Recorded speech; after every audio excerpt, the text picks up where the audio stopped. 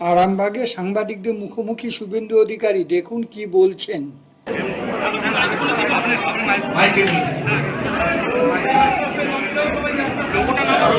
আমার বলা হয়ে গেছে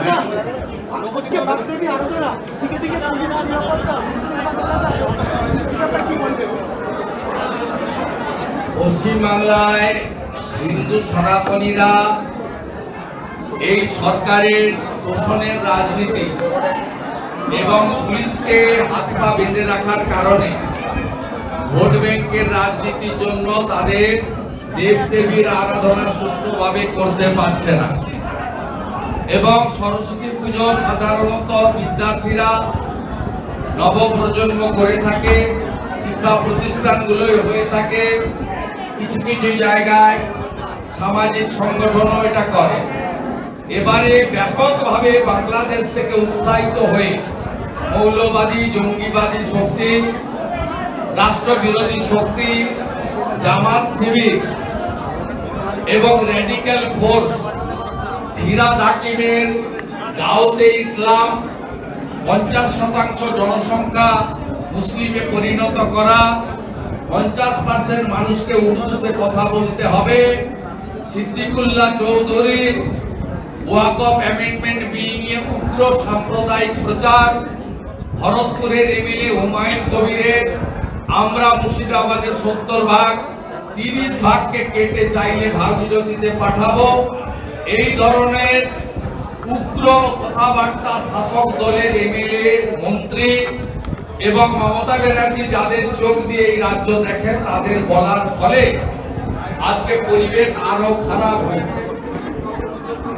আল আমিন মন্ডল বলে তৃণমূলের বুথ সভাপতি, তিনি নদিয়া জেলার হরিণঘাটার নগর উপড়াতে বিদ্যালয়ে গিয়ে হেডমাস্টার মশাইকে কি বলেছেন আপনারা দেখেছেন। তৃণমূল ছাত্র নেতা সাবির আলী, তিনি কলকাতার কলেজে কি বলেছেন আপনারা দেখেছেন। স্বাভাবিকভাবে এই ঘটনাগুলিতে প্রত্যক্ষভাবে সরকারি দল ইনভলভ, এটা প্রমাণিত। এমনকি পুলিশের অসহায়তা আমরা দেখলাম। আমি প্রথম পোস্ট করেছি, দেখেছেন, মালদা জেলার পুকুরিয়া থানার ওসি বাপন দাস পুজো কমিটিগুলোকে ডেকে বলছে রাত জাগরণ করতে হবে, প্রতিমাকে পাহারা দিতে হবে। এই জিনিস ব্রিটিশ আমলেও কেউ দেখেছে কিনা আমি জানি না, আমাদের তখন জন্ম হয়নি।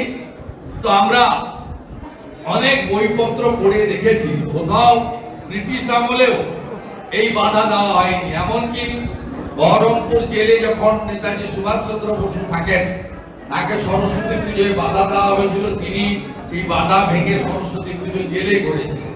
এসব ইতিহাস আমরা পড়ে জেনেছি। তো আজকে পশ্চিমবঙ্গের এই বছর যে অবস্থা, এর জন্য মূলত বাংলাদেশের যে ঘটনা 5ই আগস্টের পরে নির্বাচিত সরকারকে সরানোর পরে সেখানে হিন্দু সনাতনীদের যে অধিকার কেড়ে নেওয়া হয়েছে, চিন্ময় কৃষ্ণ প্রভুকে জেলে পাঠিয়ে 600 মন্দির ভেঙে, তার প্রভাব সরাসরি এখানে পড়েছে। এবং দুর্গাপুজো থেকে কার্তিক পুজো হয়ে সরস্বতী পুজোয় আমরা এই জিনিস দেখতে পাচ্ছি। আমার এক্স হ্যান্ডেলে একটু আগেই দেখবেন আরো দুটো ভিডিও আমি পোস্ট করেছি।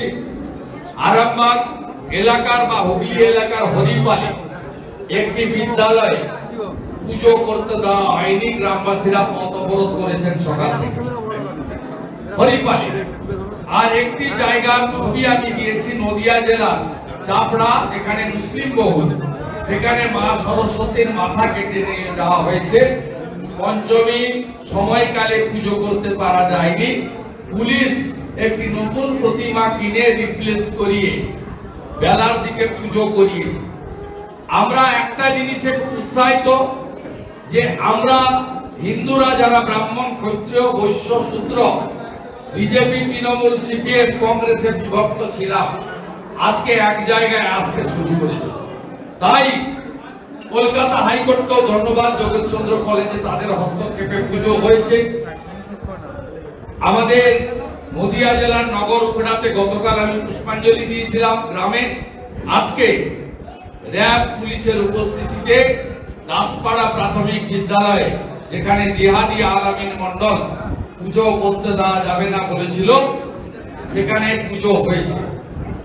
এবং আজকে নদিয়ার চাপড়াতেও থানার ওসি বা আইসি নতুন প্রতিমা কিনে নিয়ে পৌঁছে দিতে বাধ্য হচ্ছেন।